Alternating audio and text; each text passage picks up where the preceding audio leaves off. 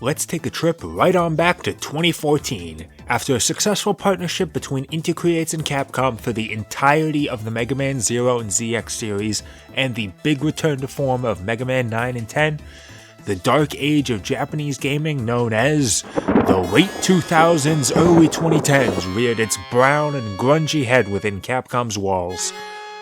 Thus began what was known as the Crapcom era, where Western sensibilities and studios would make radical departures for their legacy franchises, where their high-profile publishing efforts were the mediocre garbage Dark Void and the ironically forgettable Remember Me, where the low-profit returns for the Blue Bomber led to the cancellation of several Mega Man entities in the works, with Mega Man Star Force 4, Mega Man Universe, Rockman Online, and I speak for everyone when I say the most tragic loss of all, Maverick Hunter.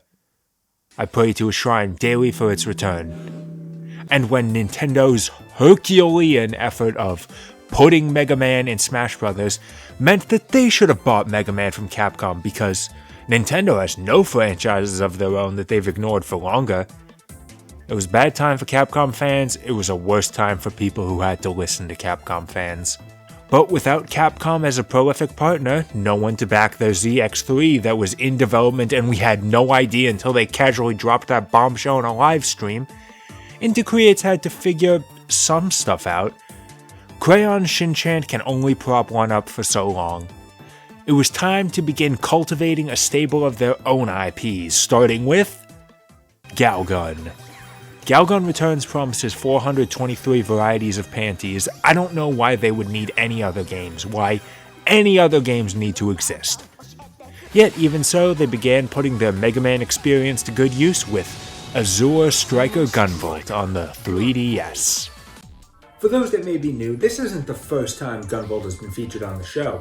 I talked about Gunvolt Chronicles when that game was new, but I've never shown the original any love. Mostly because I owned it on the 3DS, and that made capturing it impossible. But then I found the Striker pack for the Switch at the store, so here we are, ready to look at Azure Striker Gunvolt. Azure. That's always how I've pronounced it, but I never hear anyone else do it that way. I think I'm gonna need to consult an expert on this one. Defeating Azure! Right, so basically Microsoft has my back. We address this confusion. The reason why we picked Azure is because then anyone can pronounce it any way they want.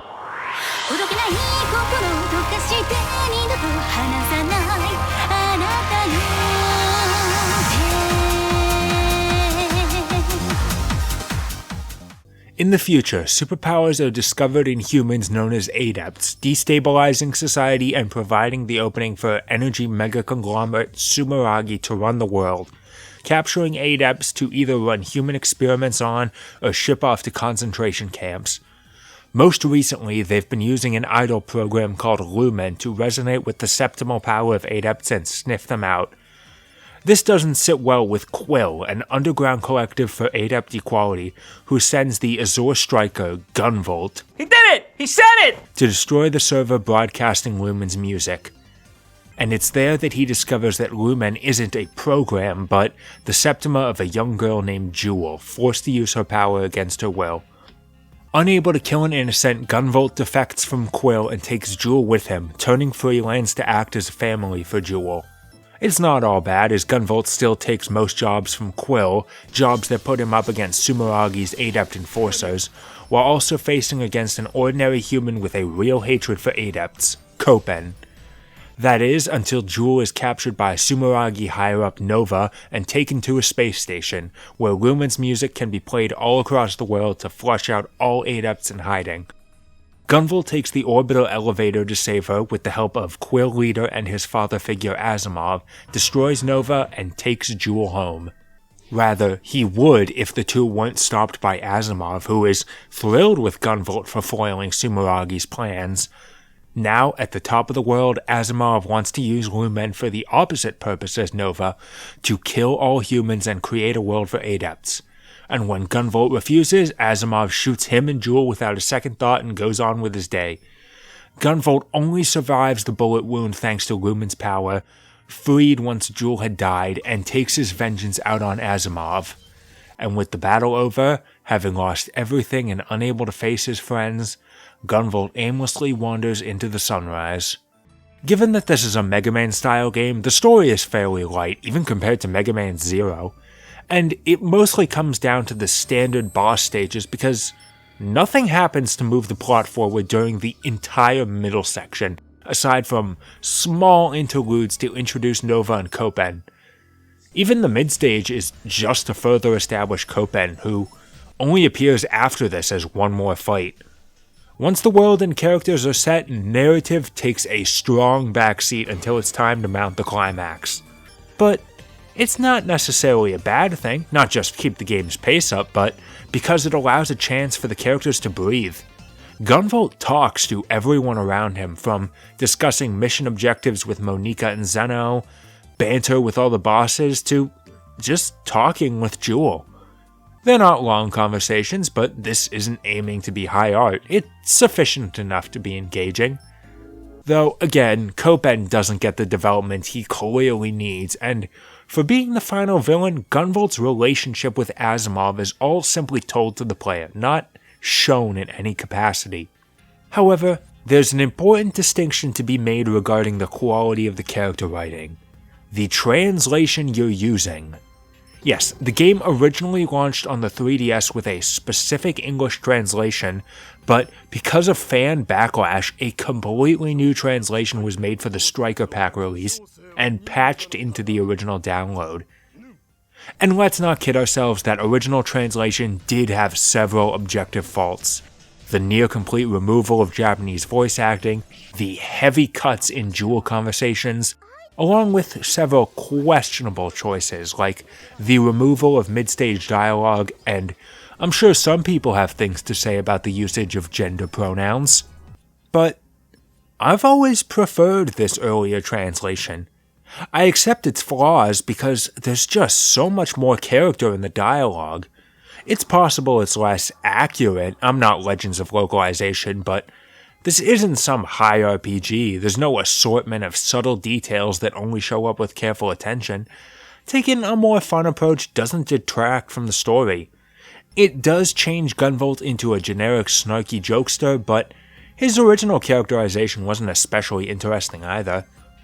It's not easy to make comparisons given all the lines that are missing from this translation, but the lines that are in both just feel more alive in the original translation, a nice touch of localization mixed in. I just wish there was some way to get this writing style, but with all the lines. It's good, there's actually a bit of foreshadowing at the end of the first level that I truly think works better in the bad translation. The acknowledgement that everyone at Quill are basically family to Gunvolt makes the ending more tragic. Plus, I'm sorry, but you cannot get me to dislike their swear substitutes, Gak and Jit. I wish that even with the new direction the translations would take after this, they'd keep those around. Thankfully, wherever you fall, you can make that choice for yourself, as both translations are offered, even in the most recent Striker Pack releases. I mean, how many other games give you the choice between two scripts in the same language? But it's worth looking into for gameplay-related reasons as well, as using the updated translation means you have to see the mid-level dialogue. I mean, unless you want to stop everything you're doing to read it all, why would you want to block the art with these giant subtitle boxes? Inti Creates' experience with 2D games shines with beautifully animated and detailed sprites and backgrounds, and only the slightest growing pains when upscaled to HD. And how do they apply their skill set to the gameplay? We have both Mega Man Zero and ZX to compare it to, which both played very similarly. It would be fair to assume Gunvolt would be much of the same. Well, it's very Mega Man in structure, beat a selection of bosses in whatever order you choose to reach the final stretch, but there's one thing to differentiate them. Gunvolt gets no weapons. Everything is focused on his electrical powers, and it's not at all traditional. Instead of just firing buster shots, he fires darts that stick into targets, acting as conduits for his lightning. It might not sound like much, but this totally changes the meta. See, Once an enemy is tagged with a dart, all lightning expended will automatically attract to that target. No need to stand in front of them or be still. Because of this freedom of movement, the ability to jump around without letting up on the attack, there can be a lot more focus on movement. Go past the enemy and kill them from beyond, or hold down the button while putting all your attention on dodging attacks. With several darts, you could even defeat a few enemies at the same time. So, why ever stop attacking? Well, there's the obvious limited nature of Gunvolt Septima, because if it's overexpended, it's totally unusable until fully replenished. But they smartly get around the pace-breaking nature of replenishing power with the ability to instantly refill by double tapping down, forcing a break from the action but keeping it quick. But even aside from that, while Gunvolt's flash field can block physical projectiles, it also slows his descent in the air. This can be useful while platforming, but in combat it's often more beneficial to get back on the ground, to jump again, dash, whatever evasive actions. Hectic bosses become a game of dropping the attack just long enough to get out of the way, recharge, and get right back to it. It works because the fights are so well designed. They move and attack quickly, but their attacks all follow learnable patterns. If you know where to stand, what to hit, and when to hit it, fights are fast, exhilarating, and beautiful. It might take a while to get the hang of it, but it's totally there. You know, most of the time.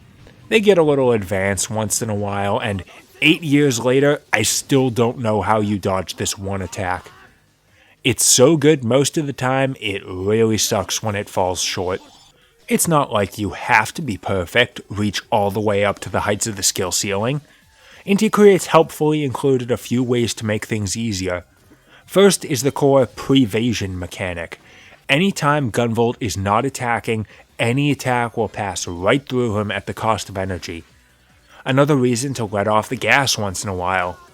There's also skills for effects such as a powerful attack, instant recharge, or healing. Guess who first played this game and didn't realize these existed until near the end? And the materials earned by completing stages can be used to craft equipment for some small effects. You also don't get many, so I made 2 contact lenses and nothing else. Finally, in case things are still too much to handle, Lumen's song can give Gunvolt strength when he can go no further with her reincarnation.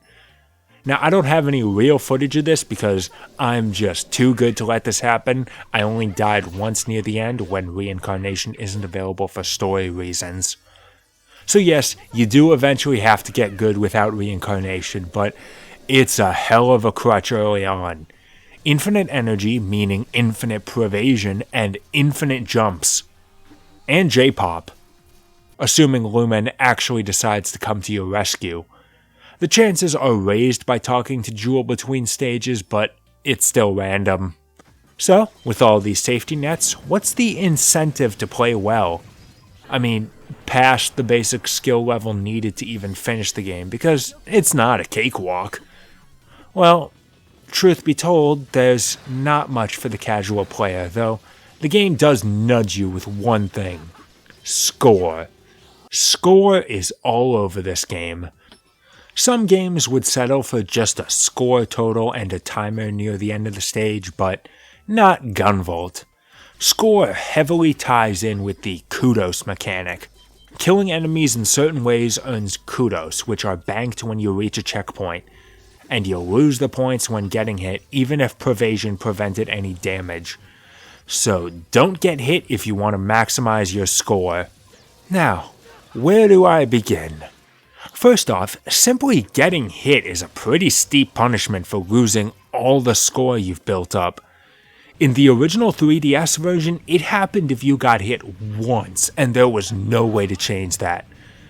Thankfully, Gunvolt 2 made the default 3 hits and also added a no penalty option, which were backported to the first game, but I still feel like I'm walking on eggshells. It also makes you do kinda stupid things, like hopping before an enemy dies to get extra points. There's also the banking of points at checkpoints, meaning the way to maximize score is to skip all the checkpoints. Yes, I only died once in this recording, so I could do it, But why should I have to forego something so basic? There's also the fact that, honestly, score doesn't mean much. A higher score does mean more materials at the end of the stage, but that's not a big deal. And other than self-satisfaction, there's no other reward. This brings us to the heart of the matter. Gunvolt is a well-made game, but it's a speedrunner's game. And yes, speedruns of this game are fun to watch, but compare it to Mega Man, where you get everything out of it just by playing.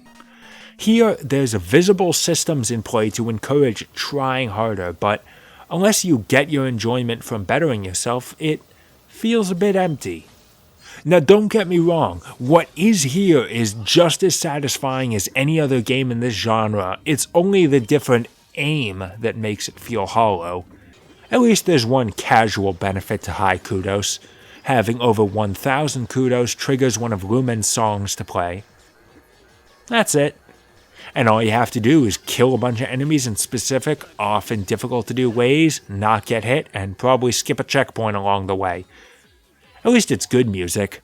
The ordinary tracks, it's super obvious that this is another Ippo Yamada joint because it sounds just like Mega Man Zero music with better instruments. But the real star of the show is the vocal tracks performed by Jewel and Lumen's voice actress Megu Sakuragawa. There's quite a number of them, they're varied in style, and I enjoy listening to it all. But you don't get to hear it much unless you get pretty darn good at the game. So, master those levels until you can play them without being as cautious as I constantly am. They're a bit on the long side for this kind of game, but they're all unique and easily distinguishable from one another. I love the prison stage in the dark, even at the boss at the end of it is kind of a pain in the ass. I've always hated this stage with the rising water, naturally a massive weakness for Gunvolt, but turns out it's actually not so bad if you give up on beating anybody and just rush it, which is probably pretty bad for score. But maybe you can work around it by learning every nook and cranny. Because you're going to have to. Remember my story synopsis earlier, where I said Lumen brings Gunvolt back from the brink of death to stop Asimov?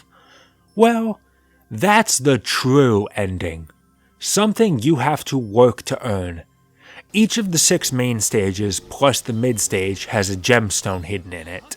Collecting all 7 Chaos Emeralds and giving them to Jewel lets her make a necklace from the jewels, a pun that only works in English by the way, and wearing that necklace in the final stage opens the true ending. Most of the gems aren't hard to find, even visible in the corner of the screen sometimes, though 1 or 2 are a real bitch. Now, here's the catch. Because Jewel gets captured as soon as the last main stage is finished, it's impossible to get the true ending the first time. Even if you've been giving her every gem along the way, you can't give her the last one before she's taken. You have to get the bad ending, give her the last gem afterwards, and fight the final boss again. It's already a pain in the ass, but the worst part is, by the time this game was brought to the Switch, they could have fixed this. If you had given her 6 gems already and had the 7th, they could have changed it to automatically play the event where she gets the final gem and makes the necklace before the kidnapping happens. But nope, it's still the way it's always been. Also, wearing the necklace to the battle with Nova means foregoing the Pervasion chain, so you're handicapping yourself in the most difficult encounter. Thankfully, the fight is designed well, so the extra challenge isn't annoying, but the extra step is a pain. If you even thought to do this, because aside from one boss not reappearing in the boss rush, there's no clue that the ending isn't just supposed to be a downer. So get every gem. Get every gem, goddammit! Okay, even if Inti Creates didn't want to change the means of reaching the true ending, they could have at least moved this one jewel. Its placement is awful. The only way I've found to get it looks more like an exploit rather than the real thing. Oh, and be sure you get it on your first visit, because if you go back, get the gem, and exit the stage early, it doesn't count. And the boss respawns. So, the road to the finale is the game's biggest sour point. It would sting more if the story's conclusion wasn't so good. Mega Man games are obviously not well known for their stories, but sometimes they did aim higher, and I feel that Gunvolt sits at the top of Mega Man-like stories, and it all comes down to how I care for these characters. I think I've played this game around a half dozen times, and I confess that during recording, I still choked up at the true ending. As I see the sunrise, I smile with tears in the corners of my eyes, and I think to myself, what a game. Yes, Azure Striker Gunvolt has its flaws, from the obtuse method to reaching the real ending, to some annoying bosses and levels, and a few assorted little things. There are several alternate weapons that change the firing mode of Gunvolt's darts, like the ground crawler or the spinning probe, but the first one you get acts exactly the same as the default but ups the number of tags to give, making it simply more useful in any situation. You can do challenges to earn bonus rewards, but the challenges don't open until after the stage has been completed once, so they're useless unless you plan to repeatedly replay stages for a score. And then there's the score focus, but that could be a simple difference in taste between me and the game. So, needless to say, if you like Mega Man games and constant labbing to be the best, Azure Striker Gunvolt is an easy recommendation. If you just like Mega Man games, Azure Striker Gunvolt is still an easy recommendation. All its faults can be chalked up to the usual first attempt flaws that we expect to be fixed in future sequels.